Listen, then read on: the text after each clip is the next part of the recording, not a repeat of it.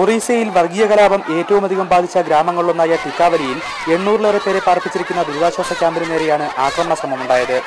ക്യാമ്പിൽ ഭക്ഷണം ലഭിക്കുന്നുണ്ടെന്നും കർഫ്യൂ കാരണം പുറത്തുള്ളവർക്ക് ഒന്നും കിട്ടുന്നില്ലെന്നും ആരോപിച്ച് സ്ത്രീകളുടെ നേതൃത്വത്തിൽ 500-ലേറെ പേർ വരുന്ന സംഘം ക്യാമ്പിലേക്ക് റാലിയായി എത്തുകയായിരുന്നു.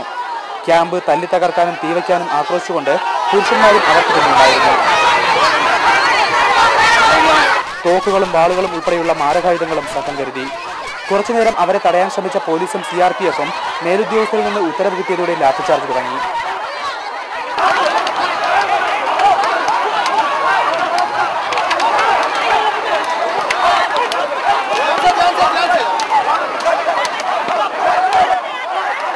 തുടർന്ന് റോഡിലേക്ക് ഇറങ്ങിയ സംഘം പോലീസിന് നേരെ കല്ലേറ് തുടങ്ങിയതോടെ പോലീസ് തിരിച്ചും കല്ലെറിഞ്ഞു.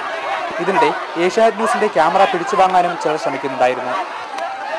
ഒറീസയിൽ സ്ഥിതി ശാന്തമാവുകയാണെന്ന് സർക്കാർ അവകാശപ്പെടുമ്പോഴും ഒരു തരത്തിലും കലാപങ്ങൾ അവസാനിക്കുന്നില്ല എന്നതിന്റെ വ്യക്തമായ ദൃശ്യങ്ങളാണ് ഇവിടെ കാണുന്നത്. ഈ കലാപങ്ങൾ തുടരുമെന്ന് തന്നെയാണ് ഈ ദൃശ്യങ്ങൾ നമുക്ക് വ്യക്തമാക്കുന്നത്. ടിക്കാവലിയിൽ നിന്നും ക്യാമറാമാൻ സുരേഷ് തലവടിക്കൊപ്പം ദിജു ശിവദാസ്, ഏഷ്യാനെറ്റ് ന്യൂസ്.